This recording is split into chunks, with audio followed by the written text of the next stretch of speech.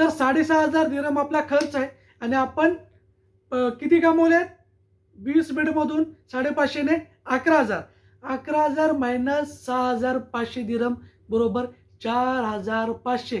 4,500 दिरहम हा तुमचा प्रॉफिट आहे पर मंथचा. हॅलो गाईज, कसे आहात? मजेत आहात ना? मजेत असायलाच हवं. तर मंडळी, तुम्हाला वाटलं की आज काहीतरी कमेंट तुम्ही केल्या होत्या की भावा दुबईमध्ये आम्हाला जर बेड स्पेसचा बिझनेस हवा आहे. काही लोकांनी मला पर्सनल मेसेज केले, कदाचित त्यांना तो व्हिडिओ आवडला. तर मला वाटलं की चला कमेंटसाठी आपण एक व्हिडिओज बनवू, जेणेकरून लोकांना म्हणजे येणारी जे तरुण पिढी आहे, जे दुबईमध्ये व्यवसाय करण्याचा जिद्द ठेवतायत ना, त्यांच्यासाठी ते इझीच आहे. तर त्यासाठी व्हिडिओ पूर्ण बघा. कदाचित व्हिडिओ 13, 14, 15 मिनिटाचा होईल, तरी पूर्ण बघा, जेणेकरून तुम्हाला पूर्ण डिटेल्समध्ये मी तुम्हाला माहिती देऊ. अगोदर मी तुम्हाला एक गोष्ट सांगतो. होतं काय, भरपूर लोक काय चुका करतात की त्यांना अगोदर कॅल्क्युलेट म्हणजे ते करत नाहीत व्यवस्थित की आपण हा व्यवसाय करण्याचा प्रयत्न करतोय, त्याच्यासाठी किती खर्च येईल किंवा काय येईल.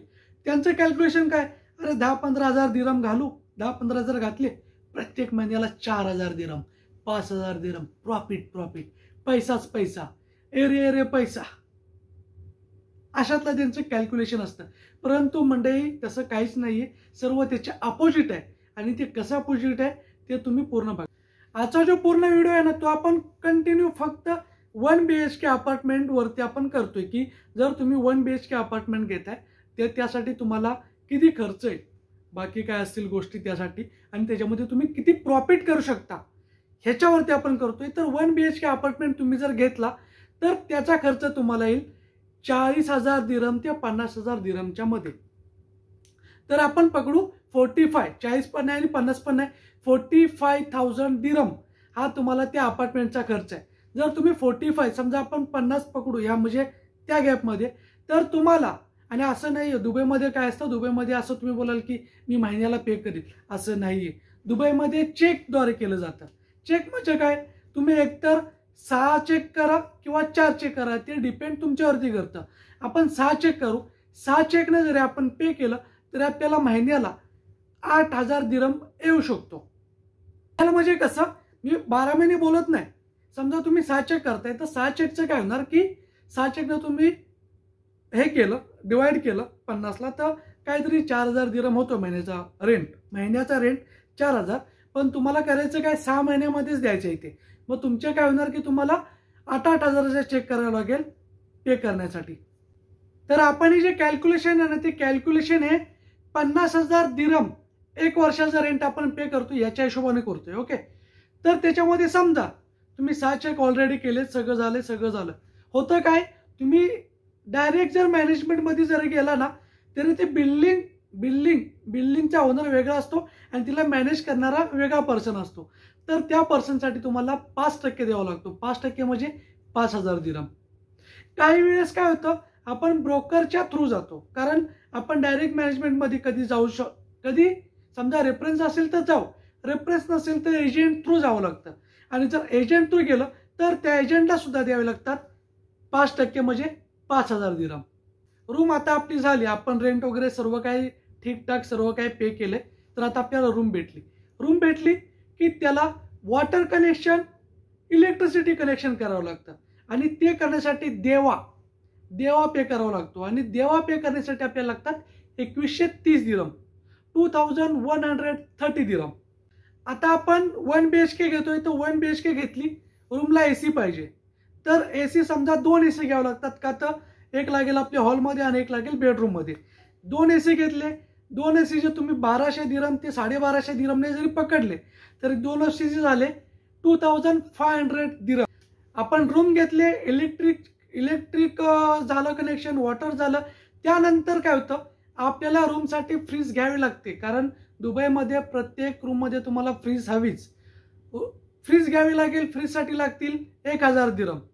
फ्रीज घेतली, फ्रीज सोबत तुम्हाला वॉशिंग मशीन घ्यावी लागेल, त्यासाठी जातील 1,000 दिरहम. वॉशिंग मशीन घेतली, तसेच तुम्हाला मायक्रोवेव्ह घ्यावं लागेल रूममध्ये, त्यासाठी काय पैसे जातील, त्यासाठी 500 दिरहम पकडा. तसेच तुमचं गॅस कनेक्शन सुद्धा आलं, गॅस कनेक्शन सुद्धा त्याच्यामध्येच इन्क्लूड होतं. गॅस कनेक्शन तुम्हाला करायचे आहे, समजा ती गॅसची शेगडी असेल, गॅसचा सिलेंडर असेल, ते 500 दिरहम पकडा.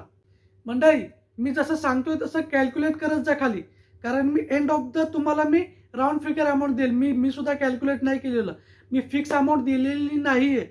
ही तुम्ही कॅल्क्युलेट करा जेणेकरून तुम्हाला कळेल की किती खर्च येईल. ओके, तर आता आपण समजा रूम घेतल्या, सगळं काय झालंय तर होतं ना, आपण रूम घेतल्यावरती त्याच्यामध्ये आपल्याला बाकी गोष्टी डेकोरेट कराव्या लागतात, जसं की डायनिंग टेबल असेल किंवा कर्टन लावणं असेल, ह्या सगळ्या गोष्टी, किंवा क्लिनिंगचा असेल, त्या काय क्लिनिंगचं मटेरियल वगैरे घ्यावं लागतं. तर त्या सगळ्या गोष्टीसाठी तुम्ही 500 दिरहम बाजूला काढा. 500 दिरहम 500 काढले. Okay, good. तर आता येऊया मेन मुद्द्याकडे, की तुम्हाला बेड घ्यावे लागतील. जसं तुम्ही पाठी पाहताय ना, खालचा एक आणि वरचा एक, असे बंकर बेड त्याला बोलतात, म्हणजे वर खाली. तर तो एक बेड आपण घ्यायला गेलो ना, तर मार्केटमध्ये तो आपल्याला बेड मिळेल काहीतरी 200 रुपयाला जोडी मिळेल, म्हणजे खालचा वरचा मिळून 200 रुपयाला एक सेट. ओके, बेड घेतला, बेडवरती जी मॅट्रेस दिसते ती मॅट्रेस आपल्याला 50 दिरहमला एक. 2 मॅट्रेस घेतले, 100 दिरहम झाले. म्हणजे हा पूर्ण सेट आपल्याला घ्यायला गेलो तर तो आपल्याला पडणार आहे 300 दिरहमला. अशा आपण एका रूममध्ये, आपण जर 1 बेडरूम घेतोय तर त्या एका 1 बेडरूम मध्ये तुम्ही कमीत कमी 10 बेड ठेवू शकता. 10 बेड म्हणजे असा एक बेड, असे आपण 10 ठेवू शकतो टोटल. म्हणजे हॉलमध्ये 5, बेडरूममध्ये 5, टोटल 10 बेड. 10 गुणिले 300, 3000 दिरहम जाणार तुमचे फक्त या बेडसाठी. ओके, तर हे सगळं झालं. आता तुम्हाला राऊंड फिगर आकडा किती आलाय कॅल्क्युलेट केलं तुम्ही, कदाचित अराउंड मला वाटतंय 35,000 ते 40,000च्या दरम्यान. म्हणजे किती, 40,000 दिरहम तुम्ही पकडा राऊंड फिगर. 40,000 दिरहम जर तुमच्याकडे असतील तर तुम्ही हा व्यवसाय करू शकता. आता याच्यातून आपल्याला प्रॉफिट होईल की लॉस तो मी तुम्हाला पुढे कॅल्क्युलेट करून सांगतो. तर आता तुम्ही समजा 40,000 आहेत ना, तर 40 गुणिले 22 करा, 22 22.5 करा. इंडियन करन्सीमध्ये किती होते तुम्ही सांगा, किंवा मी इथं कोपऱ्यामध्ये देतो. आपण येऊया की आपण सध्या प्रॉफिटमध्ये आहोत की लॉसमध्ये. हा जर बिझनेस करतोय तर मी तुम्हाला मंथली एक्सपेन्स सांगतो की तुम्हाला मंथली काय खर्च आहे. मी लिहून ठेवलाय, नोट करून ठेवलाय. ओके, तर आपण 50,000 जरी रेंट पकडला तरी आपल्याला महिन्याला 4,000 दिरहम रेंट येणार आहे. तर त्याच्या पकडा 4,000 दिरहम. इलेक्ट्रिसिटी आणि समजा तुमचा वॉटरचा खर्च जाईल की 1,600 दिरहम पकडा, 1,600 दिरहम. प्लस समजा तुम्ही इंटरनेट कनेक्ट केलंय, कारण महिन्याला तुम्हाला इंटरनेट द्यावाच लागतो, जे तुमच्या काही रूम मध्ये असणार आहेत त्यांना, त्या प्रत्येकाला. तर तुम्हाला रूम रेंट वायफायचे जातील कमीत कमी 450 दिरहम. तसेच रूमचा मेंटेनन्स आहे. रूमचा मेंटेनन्स म्हणजे काय, समजा वीकली 1 टाइम किंवा 2 टाइम क्लिनिंग असेल, किंवा कधी मेंटेनन्स रिलेटेड एसीचं सर्व्हिसिंग असेल, या सगळ्या गोष्टीसाठी तुम्ही काढा 400 दिरहम ते 500 दिरहम महिन्याला. म्हणजे टोटल झाले काहीतरी 6,000 दिरहम. 6,000 दिरहम हा तुमचा खर्च आहे, एक्सपेन्स आहे पर मंथचा. आता तुमचा प्रॉफिट किती आहे ते सुद्धा तुम्हाला सांगतो. समजा तुमच्याकडे 10 बेड आहेत, 10चे तुम्ही डबल करा, गुणिले 2, 20 बेड आहेत. 20 बेडवरती एका बेडची प्राइस असते, काय होतं, खालच्या जास्ती 600, वरच्या जास्ती 550 पकडून चाला. पण आपण काय करू, ना 500 ना 600, आपण 550 पकडू. 550 गुणिले 20 किती झाले, 11,000 दिरहम. 11,000 दिरहम झाले. माझी मिस्टेक झाली वरती, मी तुम्हाला एक्सपेन्स सांगितला ना, तो एक्सपेन्स मला वाटतंय 6,500 दिरहम होतोय, 6,500 काहीतरी. ओके, तर तो पकडू आपण, होत जरा वर खाली झालं. Okay, sorry. तर 6,500 दिरहम आपला खर्च आहे. आणि आपण किती कमवले, 20 बेडमधून 550 ने 11,000. 11,000 मायनस 6,500 दिरहम बरोबर 4,500. 4,500 दिरहम हा तुमचा प्रॉफिट आहे पर मंथचा.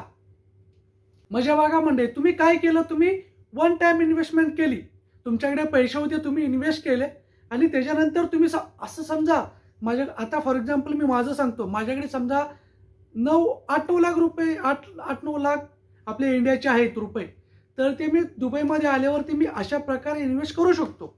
आता मी काय केलं, मी तिथे रूम घेतली, रूम इन्व्हेस्ट केली, रूममध्ये मुलं राहायला लागलेत, आणि मी दुसरीकडे काम केलं. 4,500 दिरहम मला तिथून येता येतच. समजा 4,500 नाही, कधी एखादा बेड खाली राहील, समजा 4,000 दिरहम. 4,000 म्हणजे आपले इंडियाचे किती झाले, 4 दुनी 8, म्हणजे कमीत कमी मित्रांनो ते 90-95 लाख रुपये झाले प्ले इंडियाचे. म्हणजे मी घरी बसून मी 90 लाख कमवू शकतो. 90,000 सॉरी, हजार 90,000. तर 90,000 इंडियाचे झाले. म्हणजे मी फक्त त्या रूमच्या प्रॉफिटमधून 90,000 कमवले.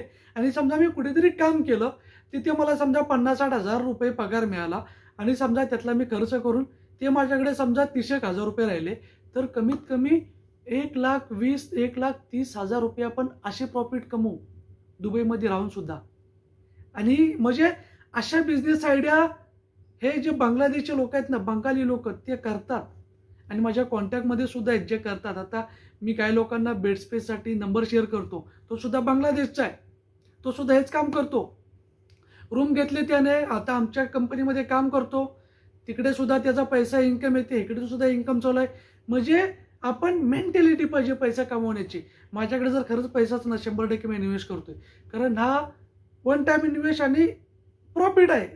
1 वर्ष आपण लगातार पैसे कमवू, परत पैसे आले, परत कॉन्ट्रॅक्ट रिन्यू करू, परत कंटिन्यू चालू करू. अशात लिगत आहे जर आपण हे करतोय तर. आणि हे दुबईमध्ये लोक राहून करतात सुद्धा.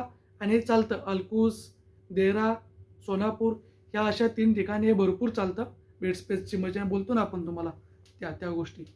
तर हेच या व्हिडिओत तुम्हाला सांगायचं होतं, जेणेकरून माझा तरुण भाव येणार असेल दुबईमध्ये तर बिझनेसच्या दृष्टिकोनातून येईल. हा जर व्हिडिओ आवडला असेल तर व्हिडिओला लाईक करा, शेअर करा, चॅनलला सबस्क्राईब करा. भेटू अशाच एका नवीन व्हिडिओत. तोपर्यंत ta-ta bye bye, see you.